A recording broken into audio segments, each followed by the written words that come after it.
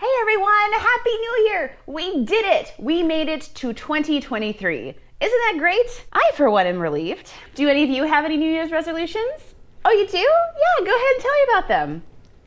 Yeah. Uh-huh. No, that sounds great. Good job. Yeah. Uh-huh. Oh no, you're totally gonna stick with it this year. I am fully embracing the spirit of fresh beginnings. I've started journaling, I'm working out again, I've even started taking daily vitamins. Hydrating, thriving, lips unchapped. And I thought, what better way to start the new year than with a little terminology lesson? Something to ensure we're starting 2023 with the right energy, you know? Using my very sophisticated, complicated program I have here on my laptop, which is very real and definitely exists. No, I can't tell you about it because that's just how hush-hush it is. I'm just going to quickly enter in all of the various polyamorous terms that we haven't covered yet on this channel. And then I'm going to use this very complicated setting called the start button, and it's going to randomly select for me a random word from this list. Isn't this exciting? Oh, I can't wait to see what word it comes up with. Hopefully it's something really, uplifting, something really positive, something I'm sure that I will not regret hyping up in this manner, of course. Oh, it's done. Oh, I can't wait to see what word it came up with. Let's see.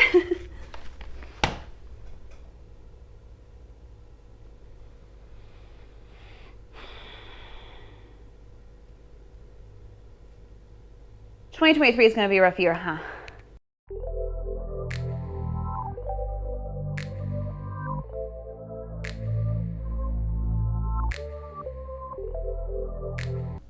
Must have been love, love's over now, da-na-na-na, avoiding copyright claims.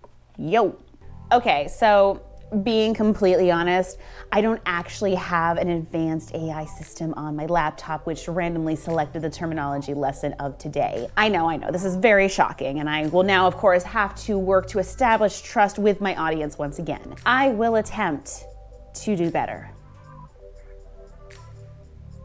Maybe. This one is actually planned since about March of last year when a basic terminology lesson came out, a video I did in collaboration with Adam Fellows from the Anarchy Funhouse. At the end of that video, I made a point to ask if there were any words I had missed, knowing full well that I definitely had. I was certain someone was going to specifically point out de-escalation because polyamorous people are really into it. We're kind of like little freaks about it. We've also embraced other similar sounding terms such as decoupling, uncoupling, and transition the relationship. In polyamory, we don't even call it breakup, we call it transition. I imagine there might be some people out there rolling their eyes at this and just going, oh my God, you polyamorous people are so pretentious. Why call it de-escalation when you can just call it a breakup? That's what it is. Why are you always coming up with new terms to describe things? Well, honey, that's just how the human language works. We all decide to come up with meanings for the weird sounds coming out of our faces, and then later we come up with new weird sounds because the old new sounds maybe just didn't quite capture exactly what we were trying to say, and so we're making these new noises to bridge gaps in our language, or perhaps the old words just didn't quite roll off the tongue in a nice way. The importance of the mouthfeel of certain words cannot be denied. Sassafras. But no, seriously, I do sort of get it. I mean, the word breakup is right there. Why do we need another word? Are we just making this overly complicated? Personally, I don't think so, because I think the word de-escalation is meant to better convey the way that sometimes when people date, they decide to transition the relationship without actually having a clean break from each other. Breaking up comes with a lot of coding due to societal expectations and conditioning, whereas de-escalate doesn't, which is kind of the point. And of course, as a relationship anarchist, I am all about dismantling expectations. When I say de-escalation, what I essentially mean is that two people who have some kind of relationship with each other have decided that is no longer serving both of them and now want to essentially renegotiate what that relationship looks like. Usually this means some kind of lowering of emotional and or physical intimacy, but not always, and I'll expand a bit more on that later. This can look like a variety of things, but a few examples include nesting partners or romantic partners living together, realizing they would rather live apart, Friends with benefits no longer having a sexual relationship because maybe one of them enters a monogamous, sexually exclusive partnership. A married couple getting divorced but continuing to live together to raise their children and split bills. In traditional monogamy, a standard relationship ending usually results in the couple completely de-escalating from each other, never seeing or talking to each other ever again. It's a huge trope in sitcoms that keeping an ex in your life means something more, i.e. romantic feelings, and thus any romantic interest may be completely put off by their presence in your life. There are even a few studies that kind of back up this claim a little bit, like this one I found in Psychology Today, which said, people were more likely to communicate with exes they still had feelings for. They were also more likely to stay in touch with exes if they felt that the breakup was more positive, characterized by understanding and a lack of mean and nasty behavior. Finally, those who reported that they were not over the breakup were more likely than others to maintain contact with their ex. In general, those who stayed in touch with their ex tended to be less committed to their current partners than those who did not. But contact with an ex wasn't associated with how satisfying they found their current relationship. This does need to be taken with salt though, because this was a small study that was conducted with college students, people who are less likely to have been, say, in their 30s and have already gone through a divorce and or have children. You can of course be a college student who has gone through a divorce and or a pregnancy, but generally it is less likely, and thus the results of this are definitely not universal. Now earlier I said that de-escalation often leads to a lowering of emotional intimacy, but that's not always true, and I would like to take a moment now to sort of expand a bit more on what I meant there. As previously stated several times now, I'm a relationship anarchist, and so for me, I just like the phrasing of this a little bit because it still kind of plays into relationship escalator type talk. It kind of implies an up and down structure to how relationships work. It kind of implies that if a relationship changes, it either becomes worse or better. You either gain special privileges, i.e. escalating, or else lose them. But that's definitely not true. A romantic relationship that de-escalates to a friendship may still have a lot of emotional intimacy, maybe even more so than when they were romantically involved. In the Salty article, Why I'm Keeping My Ex in My Life, Solve Storm describes their de-escalation with a partner like so. We kept in contact. We had an ongoing relationship that was sexless, deep, emotional, and intellectual. We cried together, talked on the phone, helped each other with doctors, psychologists, and psychiatrists. Netflix for days. Everything you can imagine. Nobody around me could not understand how we did it. They kept pushing norms for how exes should behave, or simply raise their eyebrows and diss my ex. But honestly, I am convinced that we saved each other's lives. Our relationship taught me the difference between sexual, romantic intimacy and the intimacy of unconditional love. It somehow healed past trauma and taught me to trust love and intimacy above all. That unconditional love and intimacy really is one of the most important things that everybody needs in order to heal from their own personal darkness. Giving you an example from my own life, someone I was once romantically involved with, we'll call her Honey, is someone that I have a deep, great friendship with now. We have lovely, low-key check-ins with each other. She's one of the few people I feel like I can really just drop all of my walls and be completely myself with. And also, we send an obscene amount of Instagram reels to each other. We might have a serious problem. I in no way see our friendship as less valuable than a romantic one. I see it basically as a lateral move as opposed to a vertical one. If it helps, here's an analogy I came up with. I am no Zoe B, so bear with me, please. De-escalating a relationship is to escalating a relationship what exhaling is to inhaling. Does that make sense? Was I deep just now? Now, I don't want to diminish the feelings of anyone out there who has ever gone through a de-escalation and felt like it was some sort of step down in intimacy and closeness. I can certainly admit that sometimes not having the kind of relationship with someone that I hoped to have was a bit painful and honestly disappointing, even in circumstances where I knew it was logically the best decision for both of us. My point is more that I want to continue to try challenging the idea that all relationships have some kind of strict inherent placement within a mononormative hierarchy. It's not like an MLM pyramid thing, right? Where you've got girl boss points that can unlock your coconut shots in your ass level up here, or you lose it and then you end up down here in the slug shit level. Have I mentioned that I have a Patreon where people pay me to say things like that? And you can too! In her article, Why De-escalations?, Laura Boyle explains why de-escalations feel especially natural in polyamorous relationships. Polyam relationships, especially non-hierarchical polyam relationships and relationship anarchist-driven relationships, already question these paradigms. Don't ride the whole escalator typically. Have included questions about the whys behind relationship choices, and in being pick and choose about commitments can often have space for flexibility.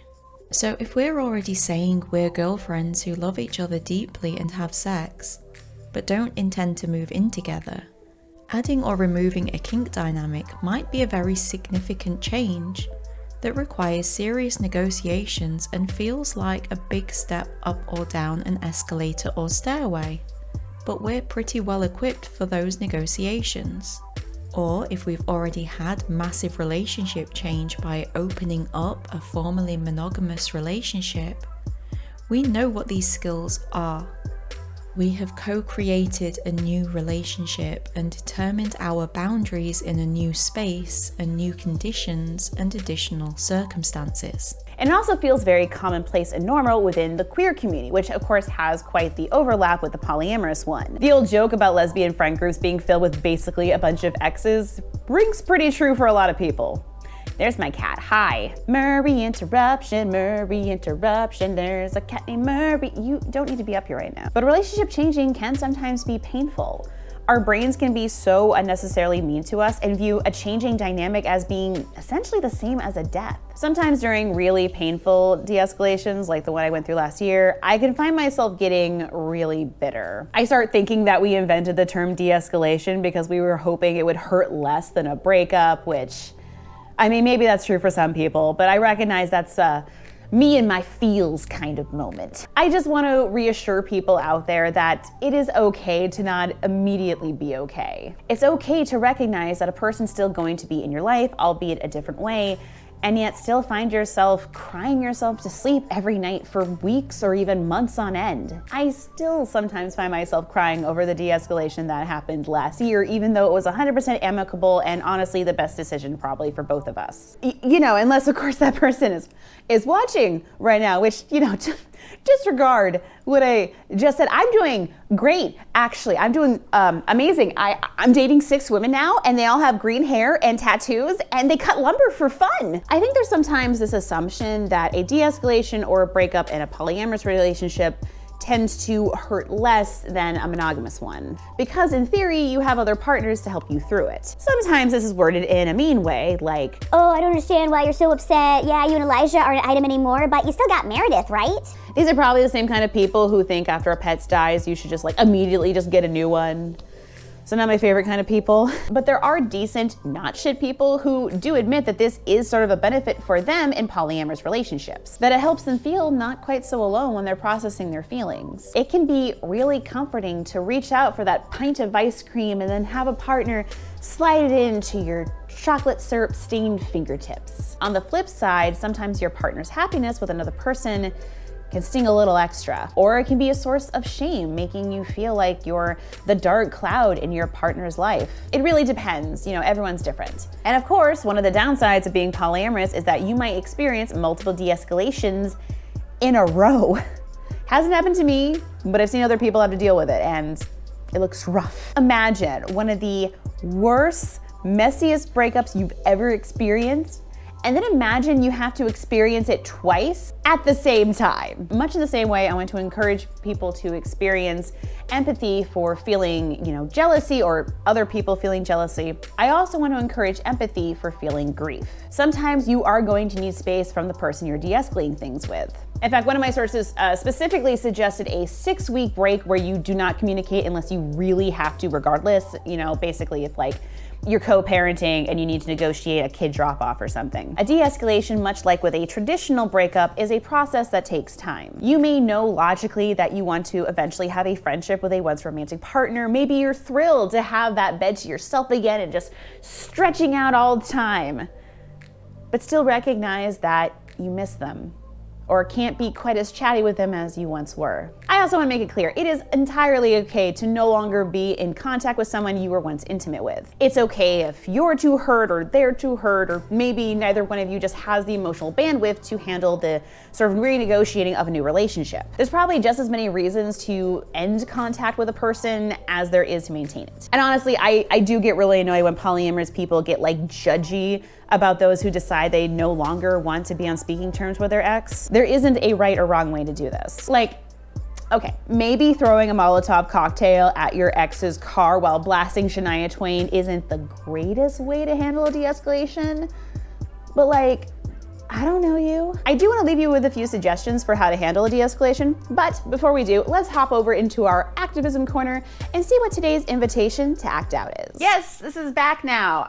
Sorry that they kind of stopped for a little bit. I had a couple of videos that felt like a little, I don't know, too risque to include this segment in, and it just didn't feel very organic. But then I did mean to bring it back for the last couple of videos and kind of just forgot. So anyway, we're gonna try it again. I'm starting off the new year with new intentions, and we're going to do our best to have a segment like this in every video going forward. Do you remember Preble St Resource Center? You probably do. I've mentioned them on this channel a couple of times, and you are all statistically unlikely to be goldfish. They are a Portland, Maine-based nonprofit organization with the goal of helping those who are unhoused and homeless. During the pandemic, Preble St actually upped their output by 50%, now making over 1 million meals every year. They are currently working on several exciting projects with the aim of ending food insecurity in Maine once and for all. One such project is the New Food Security Hub. When completed, this 30,000 square foot mixed-use space will function as an industrial food kitchen,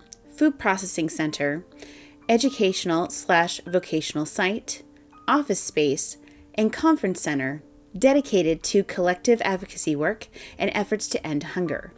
While the expansion of the Food Security Hub is underway, the Preble St Food Programs team is able to make approximately 2,000 nutritious and delicious meals each day in the current space. Once the Food Security Hub is complete, we will be able to create up to 10,000 meals per day. Preble St helps vulnerable Mainers stay fed and warm, and could use the help of empathetic radicals watching this video right now.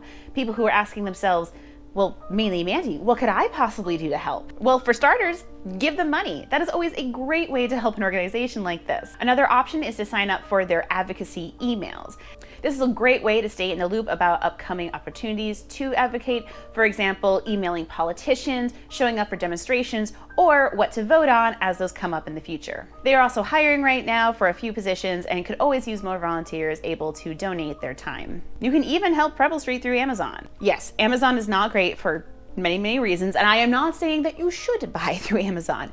But if you're going to do it, why not set it up so that Amazon Smile will donate 0.5% of your eligible purchases to Preble St, thus helping them with everything you buy. Again, I recognize this is like a drop in the bucket, and Amazon uses it as a tax write-off. Not great advocacy necessarily, but like, it's an option. Follow Preble St on all their social medias and share their posts with your followers. Organize a donation drive. Having done a couple myself, I can tell you right now that one thing that organizations like this always are in need of are basic toiletries. We're in winter now, and while it is certainly one of the mildest ones I've seen, it's still really cold out there. 51 unhoused persons that we know of died last year here in Portland, Maine. Of the 51, 11 were under the age of 55. The youngest being 23. Each of those deaths could have been prevented. If we all do our part to support an unhoused population, we can ensure that that death toll goes down in 2023, maybe even down to 0. The link to Preble St's website will be below in my description box and should also be on the screen right now. If you have any opportunities to act out that you would like me to talk about, please email me at mainlymandy@gmail.com.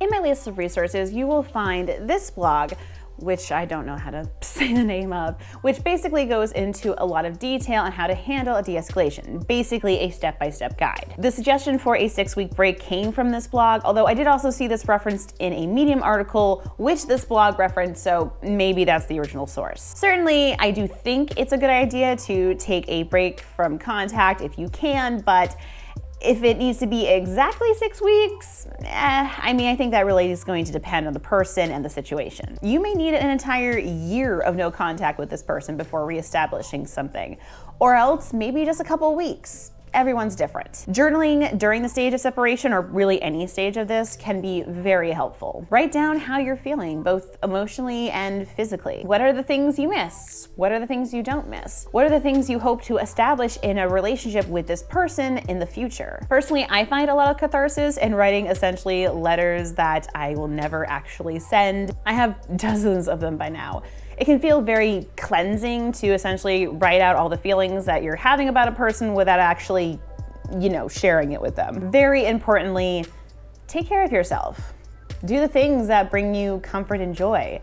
Focus on your other relationships, not just your romantic ones. Remember that it is okay to allow yourself to be a bit messy during this adjustment period. I would suggest being a bit careful about getting drunk and then texting them. Maybe put away your phone before drowning yourself in wine, but obviously that's a general suggestion. I don't control you. If you need to do a shot of tequila and then key up David's car as part of your process, you do you, honey. When you are ready to talk to that person again, take your time and make sure that you're being explicitly clear about whatever boundaries you have. Is it okay to hug when you see them? Or would you prefer not to be touched? Are there any subjects that are off limits that you would prefer not to talk about? Like, say, new relationships in each other's lives. Things like that may seem maybe a little bit like overkill, but honestly can really help a lot. Try not to become too ashamed or flustered if you discover that you just suddenly can't remember what to do with your hands, or you accidentally slip and call them an old pet name. I know much of the subject is a bit on the depressing side, maybe even a little bit risky to start off the new year with this, but I do want to offer a bit of a silver lining. This updated language that we're using, de-escalate, decouple, whatever, is about recognizing the way that our relationships are often far more complex than what is often represented, as Solve put it. Never underestimate how powerful it can be to give and receive intimacy and love. It is so delightfully rebellious to do in this cold, capitalist, white supremacist, cis-patriarchal shit society that only values male sexuality, female caring love, and cis-hetero-monogamous relationships as a unity of the two. Love is an internal force with no limits. Don't be shy or hide the love you feel for someone. I am sure we all deep inside really need that kind of mutual human connection. I personally find the term de-escalation and other such terms very useful. Give me a sense of hope, seeing the way that this language has been updated to better reflect our multifaceted lives. A person can go from being a lover to a friend and have that be healthy and celebrated, and not just because they want to get back together with their ex, How I Met Your Mother. It doesn't change that it can hurt and still be a very awkward adjustment period. But it does do a better job of reflecting the range of possibilities in my own relationships. And I hope that some of you watching feel the same. All right, we did it. First proper video of 2023. Good job, everybody. Yeah, go team, high five. How do you feel I did with this first video? Tell me in the comments below.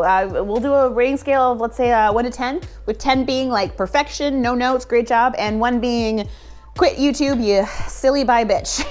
Bye bitch, more like bye bitch. Get it? I'm clever. Do you like the term de-escalation? Do you think it better reflects the way that our relationships change dynamics, or do you all find it a little pretentious? Tell me in the comments below. I'd love to hear both from non-monogamous people as well as monogamous people, because honestly, I've been seeing this a lot more in monogamous circles, so I'd be really curious to hear what you all have to say. I think the fireball's getting to me. Also, remember to like this video. Make sure your little bell is turned on down below so you're always notified when my videos come out. And hey, if you like what I do here, maybe check out some of my other social media. I'm basically at Mainely Mandy everywhere. Follow me on Twitter, Instagram, what have you. On Instagram, I share a lot of pictures of my cats, just as an FYI. Thanks so much for watching, and subscribe if you would like to escalate our relationship. I'm very cool.